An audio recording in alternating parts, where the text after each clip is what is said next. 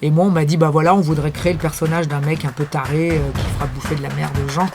Est-ce que ça t'intéresse? J'ai dit, allez, go. Moi, je savais pas faire cuire un œuf à l'époque. J'ai dit, allez, un rôle de cuisinier, pourquoi pas. Bonjour à tous et bienvenue sur Prominéo Média, votre média à découvrir sur Instagram, YouTube et Spotify. Aujourd'hui, pour cet épisode spécial de mi-avril, on se retrouve avec Willy Rovelli. Willy, je suis vraiment ravie de vous accueillir ici, à la Maison de la Radio. Aujourd'hui, on va parler de votre vie, de Fort Boyard, forcément, mais pas que. On va aussi parler de votre spectacle, car vous êtes actuellement en tournée pour Heureux.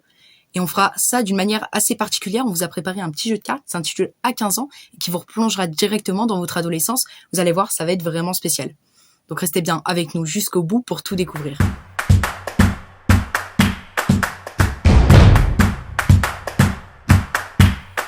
Bienvenue sur Prominéo Média, Willy. Merci beaucoup de m'accueillir. Vous êtes ma toute première interview sur ce podcast. J'espère que ça vous fait plaisir. Ça va te porter chance. Voilà. En tout cas, moi, je suis ravie de commencer avec vous. Aujourd'hui, je vous propose un concept un peu original. Oui. Comme vous avez pu le voir, il y a des cartes. Il y a des cartes. Voilà. Il y a des cartes.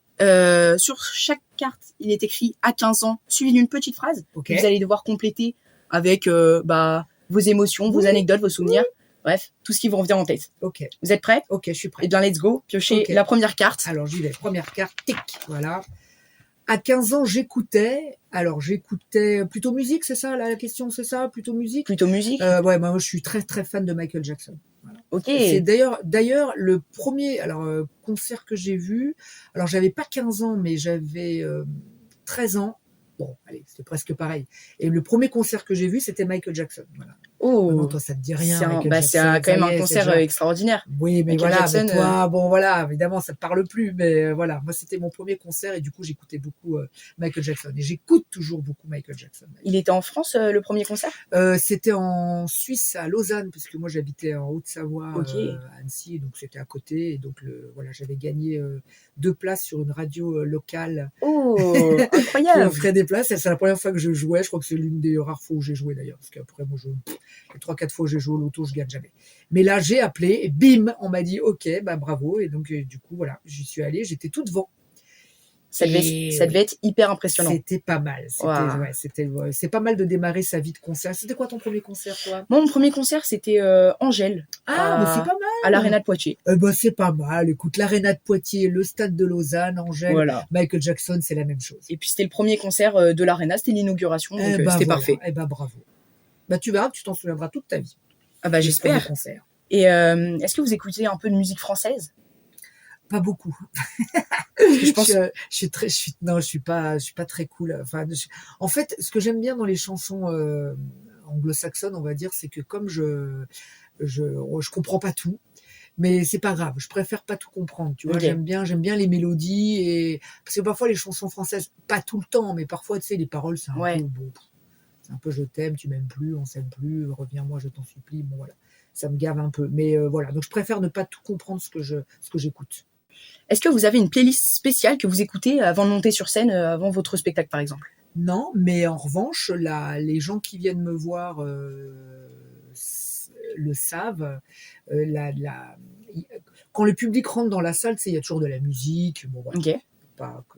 J'aime bien qu'il y ait quand même que déjà les gens se mettent un peu dans l'ambiance. On met toujours la musique un peu forte pour que les gens parlent entre eux fort. Tu vois, il faut pas. Moi, je veux pas que les gens rentrent dans la salle de spectacle et puis genre, tu sais, non. Je veux que ça parle fort, tu vois, pour que les gens se détendent. Voilà. Donc on met de la musique. Et la dernière chanson avant que j'entre sur scène, c'est toujours Billie Jean de Michael Jackson. Voilà. Ça me booste, tu vois. On y revient. Ça vous rappelle des souvenirs. Ça me rappelle des souvenirs. Et si aujourd'hui je vous propose d'aller à un concert d'opéra, vous choisirez un concert d'opéra ou un concert de musique? Pourquoi pas? Non, pourquoi pas? Opéra, j'y suis pas beaucoup allée parce que l'opéra, malheureusement, ça fait toujours un petit peu peur. Tu sais, on se dit ça va durer 4 heures, on va rien comprendre. Ouais.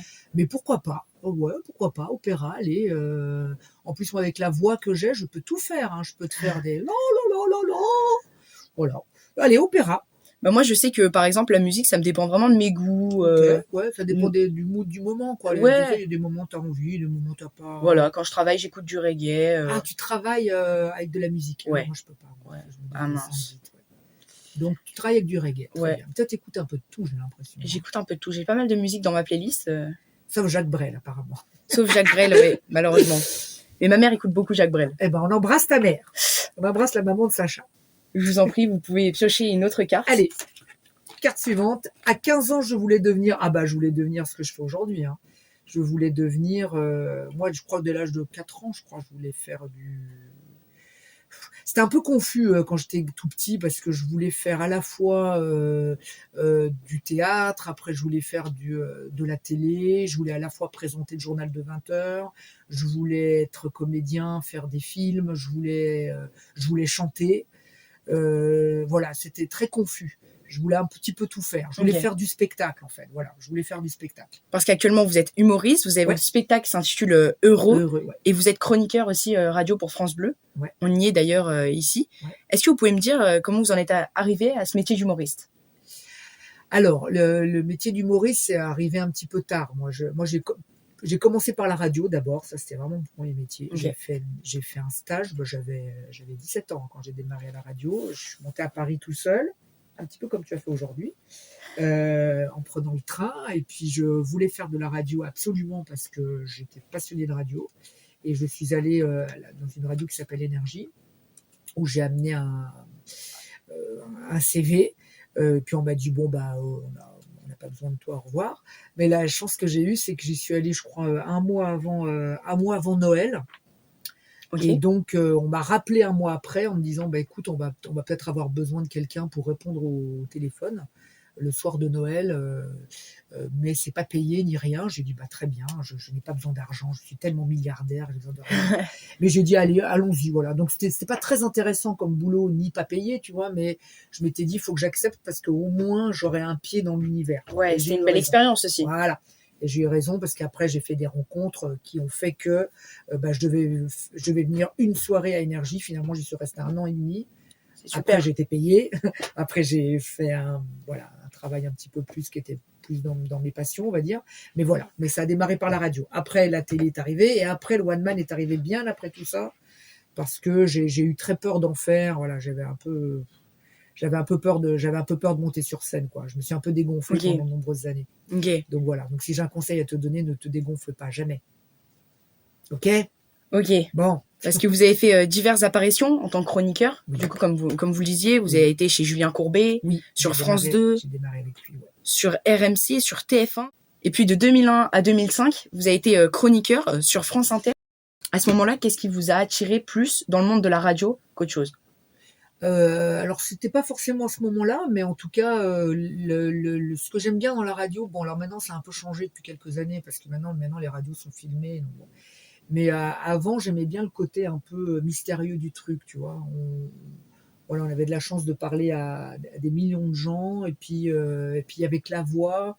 Puis comme moi, j'ai une voix un peu particulière et que j'en joue beaucoup, donc j'aimais bien créer un peu le trouble chez les auditeurs, tu vois, qui savaient pas trop si j'étais un garçon ou une fille. Ou longtemps, ils ont cru que j'étais un ado qui avait pas mué, tu vois. Donc ça permettait de jouer un personnage, quoi. Ouais, voilà. Moi, j'aimais bien le truc un peu, tu vois, créer un peu le mystère, quoi. Ça me faisait un peu marrer, quoi.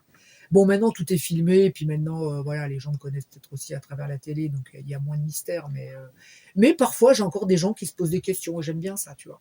Oui, parce que vous avez commencé la télé en 2005, et après, vous avez enchaîné en quelque sorte les émissions, vous avez fait pas mal d'apparitions, mais qu'est-ce que vous avez préféré entre la télé et la radio? C'est vraiment la radio que je préfère, voilà. La télé, c'est un côté très sympa, parce que les gens te reconnaissent, donc c'est très agréable, hein, que les gens disent des trucs sympas, puis t'as des petits avantages. L'autre jour, j'ai pris le TGV, le contrôleur, il m'a payé un café. Bon, bah voilà, tu vois la classe. C'est pas mal, ça c'est pas mal. Bah, sachant que le prix du café dans le TGV, on avoisine les 300 € le café, donc là, on m'a quand même fait un joli cadeau, tu vois. Ouais, c'est pas mal. Non, la télé, voilà, donc c'est un côté très sympa, où la télé ou les réseaux sociaux, voilà, ça te donne on te reconnaît, donc ça peut être sympa. Mais la radio, t'as quand même beaucoup plus de liberté. Tu es très libre dans la radio. C'est vraiment différent de la télé, ouais. C'est très libre, ouais. Et puis les choses sont très simples. Tu vois, la radio, il faut du matériel, mais à la télé aussi. À la télé aussi, mais c'est beaucoup plus simple. La radio, en 2 secondes, tu peux, en 1 demi-heure, tu peux écrire une émission, avoir des invités au téléphone, sans que ce soit compliqué de les faire venir, de te maquiller, de te pomponner, de faire des décors, des machins, voilà. Et puis tu es beaucoup plus libre, voilà, tu peux aussi dire les choses un petit peu plus librement. Maintenant, ça devient un petit peu plus compliqué en télé. Mais en télé, vous êtes plus connu pour Fort Boyard. Oui. Vous apparaissez pour la première fois le 28 juillet 2012 à Fort Boyard. 28 juillet, okay. Il me semble que c'était 19 jours avant mes 2 ans. Ah, bah bon anniversaire. Bah merci. Ça n'a pas changé. Hein. Et vous faites votre première apparition avec Brian Joubert, il me semble. Ah oui. Qui vient de Poitiers d'ailleurs, comme moi. Ah très bien, c'est vrai. Et oui, là j'étais candidat. J'étais pas encore dans le personnage de Jay, mais là j'étais candidat. Effectivement, en 2012, on était candidat. Bah oui, parce qu'après un an plus tard, en 2013, et voilà, vous êtes. On m'appelle. On vous appelle. Comment ça se passe un peu? C'est Fort Boyard qui vous appelle et qui vous dit on a besoin d'un personnage. Là, je te dis, l'année d'avant, on m'appelle pour être candidat, donc en 2012. Alors j'y vais parce que c'est la première fois qu'on m'appelait, donc j'ai dit allez go. Et puis c'était voilà, ça s'est très bien passé. Puis alors franchement, je pourrais pas te dire pourquoi moi, mais quelques mois plus tard, effectivement, ils m'ont rappelé en me disant voilà, on a besoin de moderniser un peu l'émission. Je crois qu'à cette époque-là, l'émission devait déjà avoir 25 ans ou pas loin d'avoir 30 ans, tu vois. Donc voilà, forcément, au bout d'un certain temps, faut renouveler un peu les choses. Et donc ils ont dit voilà, on va créer quelques personnages. Donc ils ont appelé Delphine Vespizer. Qui avait été Miss France en 2012. Justement, du coup. Voilà, et donc ils l'ont appelé pour jouer le personnage de Blanche. Et moi, on m'a dit, voilà, on voudrait créer le personnage d'un mec un peu taré qui fera bouffer de la merde aux gens. Est-ce que ça t'intéresse? J'ai dit, allez, go. Moi, je savais pas faire cuire un œuf à l'époque. J'ai dit, allez, un rôle de cuisinier, pourquoi pas. Et puis après, alors là, la bataille est un petit peu là. Autant j'ai dit oui tout de suite pour venir, autant j'ai un peu hésité par rapport au nom du personnage qu'on voulait me donner, parce que le producteur de l'émission étant un grand taré, mais j'aime bien les grands tarés, voulait m'appeler Passe-Plat, tu vois, ou Passe-Plat. Le sel. Ah oui, Passe-moi le sel. Voilà, pour garder. Un peu comme Passe-Partout, Passe-Muraille. Voilà. Ça reste dans la même ambiance. Voilà, puis moi j'ai dit non parce que je commençais petit à petit à me faire un nom, tu vois, auprès du public. Donc là, me faire connaître à la fois sous le nom de Willy Rovelli et en même temps sous Passe-Plat. Ouais, c'était un peu c'était un peu casse-gueule. Mais du coup, vous jouez un personnage qui fait manger de la merde aux gens. J'ose le dire, je suis désolée. Tu peux le dire, c'est de la merde. Les plats, donc c'est des plats qui sont comestibles dans d'autres pays, c'est ça? Comment vous les choisissez? C'est des plats qui se mangent ailleurs, mais pas chez nous. Hein. Voilà, l'idée, c'est pas d'empoisonner les gens. C'est des dégoûter, mais pas de les empoisonner. Donc c'est vraiment des trucs qu'on mange dans d'autres pays, mais pas chez nous. Parce qu'il y a des scènes assez impressionnantes, on voit les gens vomir en quelque sorte. Mais là, quand les gens vomissent, moi, c'est que j'ai réussi. Ah, ça vous fait rire. C'est la différence avec de tous les autres restaurants où quand les gens vomissent, tu le prends mal. Moi, je le prends très bien. Moi, c'est quand les gens ne vomissent pas que je le prends mal. C'est un peu le but de l'émission aussi. C'est le but de l'émission, c'est de rendre tout le monde dégoûté. Et c'est très bien. Moi, l'année dernière, je crois qu'on a eu une belle année, une belle saison. Les gens ont bien dégueulé l'année dernière. Donc cette année, voilà, il va falloir que je fasse encore mieux. Pire que mieux. Pire que mieux. Est-ce que vous avez des anecdotes à nous partager sur Fort Boyard avec une personnalité Non, pas sur une personnalité en précise, mais en tout cas, voilà, ça me fait plaisir de voir que là-bas, je le dis souvent, ça, mais c'est vrai que je suis pas très impressionnant physiquement. Je suis plus petit que toi. Tu mesures combien, toi? Un 73, je pense. Oui. Et tu as quel âge déjà? J'ai 15 ans. Voilà. Bon, moi, j'ai pas 15 ans et je fais même pas 1m70, tu vois. Après, c'est pas la taille qui compte. Oui, mais là, du coup, sur le fort, voilà, c'est le seul endroit où les gens me craignent un peu, tu vois, parce que dans la vie, je suis pas très impressionnant, tu vois. Bon, mais là, sur le fort, j'aime bien que les gens me craignent. J'aime bien voir leur tête quand ils me croisent, ils me disent oh putain non, voilà, j'espère que je te verrai pas tout à l'heure, j'espère. Et donc ça me fait plaisir, ça j'aime bien. Bah c'est super, je pense que vous pouvez toucher la prochaine carte. Suivante. À 15 ans, je passais mon temps à. Alors je passais mon temps à 2 choses. Ok. Difficile un peu la question. non, mais je vais répondre. Alors, je passais mon temps à 2 choses. D'abord, à 3 choses. Alors, à faire le con en cours. Ok. Voilà. C'est une bonne activité, ça. C'est une bonne activité, ouais. T'as vu, ça mène loin. Hein. Toi, t'es sérieux, toi ou... Bon, ça va. Ah ouais. Disons que je me suis un peu calmée, mais normalement, ça va. Non, moi j'étais vraiment... C'était une calamité, mais j'avais de la chance parce que, je sais pas, les profs m'aimaient bien quand même. Donc, j'étais pas trop saquée, j'avais... Tu vois, les notes, c'était limite, quoi. Je faisais tout pour passer, pour pas redoubler, parce que... Voilà. Mais voilà, c'était toujours un peu comme ça. Après, je faisais toujours le con, mais voilà, la chance que j'avais, c'est que j'arrivais même à faire rire les profs. Donc Je passais un peu à travers les gouttes, mais faisait franchement, plaisir, c'était le quoi. bordel. Ouais, je foutais pas le bordel, mais j'étais toujours là à balancer 3-4 conneries. Donc voilà. Après, je passais mon temps à regarder la télé beaucoup, beaucoup, beaucoup. Parce que j'avais pas les moyens à l'époque je vais pas jouer les misérables, mais Ouais. j'avais pas trop les moyens à l'époque d'aller, je sais pas, au cinéma ou des trucs comme ça, tu vois. Donc du coup, je regardais beaucoup la télé. Et en regardant la télé, je me disais, voilà, c'est ça que je veux faire. Ok. Voilà. Puis tout me plaisait. Puis à l'époque, la télé, c'était sympa. Il y avait plein de choses. Voilà, les gens prenaient plus de risques qu'aujourd'hui. Donc c'est assez sympa. Et puis après, je jouais beaucoup au train électrique, même à 15 ans. Ok, incroyable. Ouais, voilà, parce que j'étais très train électrique, moi. Ouais, j'aime bien les C'est vrai que nous, les trains électriques, on entend peu parler maintenant. Ouais, c'est passé maintenant. Toi, tu fais quoi, toi? Tu joues à quoi? Mais moi, je pense que je fais plutôt de la course à pied. Course à pied. Ah, d'accord. Ah, moi, je faisais pas de sport du tout. Et jeux vidéo, non, je suis pas trop jeux vidéo. Pas trop jeux vidéo. Bah, déjà, il y a Prominéo Média, que je dois entretenir, donc. Bon, bah voilà. Moi, tout ça, il n'y avait pas ça. Tu Ouais, vois, si j'avais eu ça à l'époque, ça aurait, c'était hyper révolutionnaire. Ah ouais, là, ça aurait été génial. Je pense que j'aurais fait exactement comme toi, tu vois, des interviews, des trucs comme ça, ouais. À l'époque, il n'y avait pas. Bah, vous pouvez piocher une autre carte. À 15 ans, mon idole était Michael Jackson. Je reste sur Michael Jackson. Ok. Je suis désolée, hein, mais c'était Michael Jackson. Vous avez des idoles français? Michael Jackson. Point barre. Mon idole était Michael Jackson. Point barre.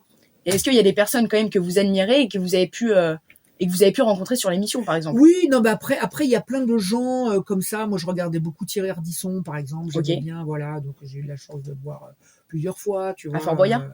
Non, ici, par exemple, voilà, en interview, non, Thierry Ardisson, Fort Boyard, non, ça se voit que tu connais pas le morceau. Donc, il viendra pas à Fort Boyard, je te le dis. À 15 ans, la petite chose qui me rendait heureux était un plat de pâtes. Un plat de pâtes? Ouais, parce que ma mère, elle est italienne. Ok, bah ça reste dans la cuisine. Et donc la pasta, le personnage de Winnie. Moi, tu me fais manger de la pasta, mais la pasta de la mamma, et j'étais le plus heureux. C'est pas compliqué. Hein. Ouais, c'est pas compliqué. Moi, j'aurais bien dit que la petite chose qui me rendait heureux, c'est un petit plaisir coupable. Comme du fromage. Ah là là, ouais, moi je avec une petite nourriture grasse, disons. Ah, toi, t'aimes bien le gras, toi. Parce qu'après, tu cours, toi. Donc, voilà, ouais, mais bon, ça permet d'enlever les... Ouais. Non, moi, les pâtes, la pasta et de la Nutella. Moi, de la Nutella aussi. Moi, je suis encore fan de Nutella, moi. Bon, Nutella, c'est gras quand même aussi. Nutella, c'est gras. C'est gras. Mais les pâtes, c'est bien. Pasta, sauce tomate, pas de tralala, pas de bordel, un peu de sauce tomate et ça va. Bah, c'est parfait, vous pouvez piocher une autre carte. Oui. À 15 ans, mon meilleur souvenir était... Plutôt compliqué comme question. Non, mais c'est les vacances d'été en Calabre, voilà, en Italie. Ça, c'était, voilà, ouais, quand j'allais en Italie, j'étais très heureux parce qu'on y allait en train d'abord. Donc, on mettait 24 heures pour y aller. Donc, moi qui adore les voyages en train, j'adore les voyages en train. D'où le train électrique, tu vois. Ok. Mais voilà, et donc, voilà, c'était une aventure, hein, tu vois, déjà d'y aller. Il y avait 3-4 changements, on y passait une journée. Vous êtes arrivé là-bas en Italie pendant un mois, on restait un mois, tout le mois d'août généralement. Chez votre famille? Chez les grands-parents. Ok. Chez la nonna, et il nonno et la nonna. Ok. Et donc on restait chez eux pendant un mois, voilà. Ouais. Et de temps en temps, je retourne toujours là-bas dans le village un peu calabrais où j'allais avant. C'est super ça. Ouais, voilà. Vous connaissez l'enfant dans le village? Non, parce qu'en Italie, là-bas, ils passent pas trop Fort Boyard, tout ça, tu vois. Ouais. Mais ils savent que. Okay. Donc voilà, mais là-bas, je suis en slip de bain. Donc si les gens aiment bien me voir en slip de bain, il faut aller là-bas. C'est bien. Slip de bain. Et en France, vous êtes plutôt... Plutôt caleçon de bain, c'est ça la question? Non, est-ce que vous êtes plutôt reconnu oui, mais ça va, les gens sont cool. C'est Fort Boyard, comme c'est une émission cool, les gens sont cool.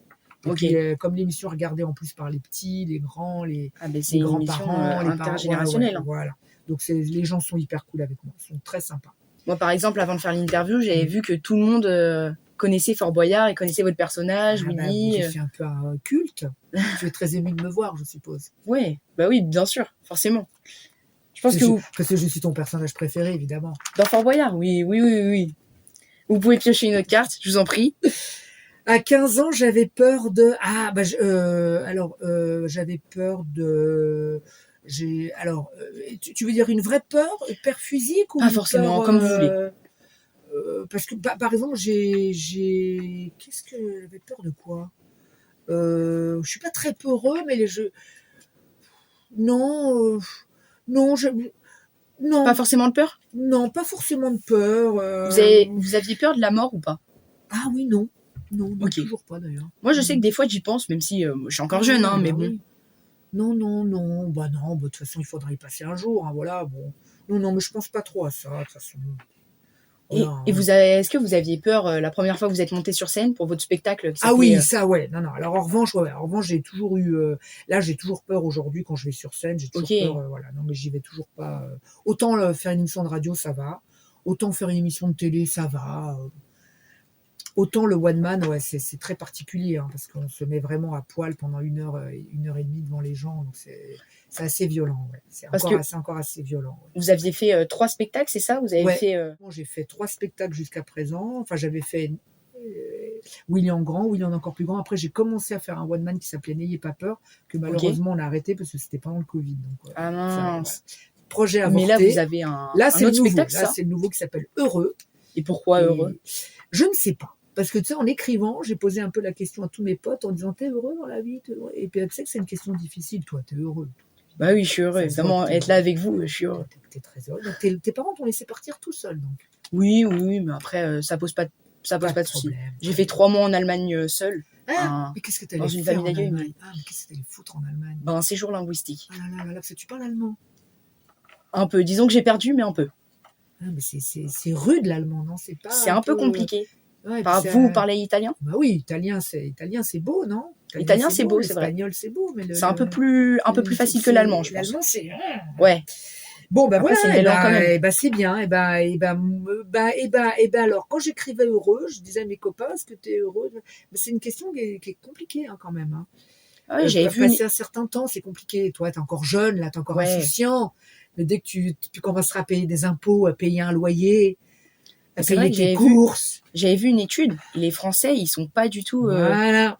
Non, mais attends, je veux pas te. Dans le classement. Non, mais on est heureux, je pense. Mais... Non, mais de toute façon, après, on râle tout le temps. Nous, les Français, on passe notre temps à râler. Hein. Oui. On n'est jamais content de rien. Métro, boulot, dodo. Ouais, mais tu verras. Je pense vraiment, j'espère pour toi que tu feras un boulot qui te rendra épanoui.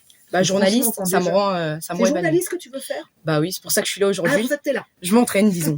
Ah, tu t'entraînes sur moi. Bon, bah voilà. Tu t'imagines ta première interview, moi, bim. Ah, bah, c'est pas mal comme première interview. Écoute, c'est pas mal. À 15 ans, je croyais que 2025 serait... Ah bah moi, tu sais, je pensais qu'on se déplacerait en soucoupe volante. Tu vois. Bah comme mes parents, c'était un peu le... Moi aussi, j'ai posé la question à mes parents et c'était un peu, ouais, il y aura des voitures volantes. Et t'imagines, on se déplace en trottinette. Ouais. En trottinette, et on invente les bouchons de bouteilles avec... Où ça a merdé quelque part. Où ça a merdé. Bah voilà, peut-être, qui sait, dans 100 ans. Peut-être. Non mais c'est vrai, on nous disait, nous, bah oui... on nous disait, oui, c'est ça, les soucoupes. Enfin, ouais, qu'on se déplacerait plus facilement en fusée, tu vois, ouais. Qu'on mourrait plus vieux. Bon, là, déjà, on meurt un peu plus vieux quand même. Si tout va bien, voilà, maintenant, l'espérance de vie, c'est un peu plus vieux, mais.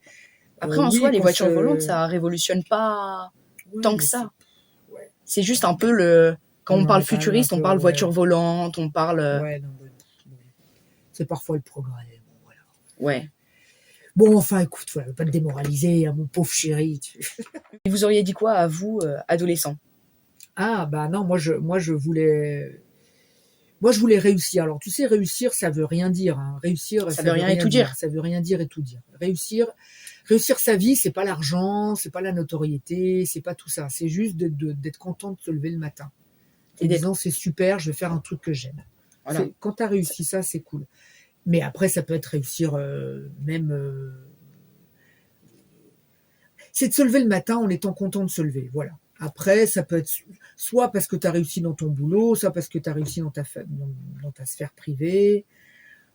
Voilà, ouais, ça veut un peu rien et tout dire. Ça veut rien et tout dire. T'en as qui ont des millions et puis ils sont hyper malheureux. T'en as, ils sont très très très connus et puis ça les fait chier. Et puis, et puis ils sont dans la drogue et l'alcool et machin parce que à côté ça va pas. Il y en a, voilà. Donc ça veut rien dire, mais c'est juste de se lever le matin et de se dire, je suis content de me lever. Ouais. Voilà. Moi j'aurais dit que c'était, pour moi j'aurais dit, comme vous, mais j'aurais dit personnellement, je voudrais être journaliste. Et ça, je pense que ça me rendrait vraiment heureux dans la vie. Je te le souhaite. De toute façon, il en faut tout le temps des journalistes et des bons. Donc, t'as intérêt d'être bon. Après, il y a déjà beaucoup de concurrence. Oui, mais ça, la bon. concurrence, il y en a partout. Regarde, Oui, regarde si tu veux être boulanger Bien demain, sûr, des bien sûr. boulangers, il y en a. Hein. Et pour revenir sur les voitures volantes, Oui. est-ce que si on se projette là en 2100, est-ce que vous pensez qu'il y aura des voitures volantes? Enfin, c'est pas trop Tu ça la verras question, qu'on va mais revenir à la voiture à vapeur, qu'on va revenir. on va J'ai revenir sur des l'impression choses, que vous plus pensez? ça va et plus on recule sur plein de trucs. Donc bon, Vous voyez où, vous, en 2050, par exemple? en 2050, c'est dans combien de temps? Dans 25 ans? C'est dans 25 ans, ouais. 2050, je serai dans un EHPAD et tu viendras me voir peut-être. Bah, pas Peut-être forcément. que je te regarderai, je dirais, bah, tu vois, lui, je l'ai connu, il était tout petit. Regarde, maintenant c'est une vedette. Voilà, je ne sais pas. Bah, qui sait, on verra. Qui sait. Bon, bah, avant de partir, Willy, Oui. je vais vous laisser ce petit carnet que vous allez signer. C'est le Ça sera livre mon- d'or. Ça sera le livre d'or. Ça sera mon Ah, carnet le livre des d'or. célébrités. Je vous laisse signer. Alors, Mettez ce que vous voulez, hein, vraiment. je mets longue vie Super, vous pouvez signer. et je mets merde. Parce que tu sais qu'on se dit merde, hein, mais on dit pas merci, hein, d'accord? D'accord? Ok. Quand on dit merde, on dit pas merci. Ok. Bon, bah, c'est la fin, Willy. Merci beaucoup de m'avoir invité. C'était exceptionnel. N'hésitez pas à nous rejoindre sur Spotify pour des récaps de l'actu tous les mois, aussi pour des interviews tous les 15 du mois, sur Instagram pour de courtes vidéos récaps, mais aussi sur YouTube pour des interviews longues comme celle-ci. Merci d'avoir regardé jusqu'au bout. N'hésitez pas à vous abonner. C'était promis Néo Média.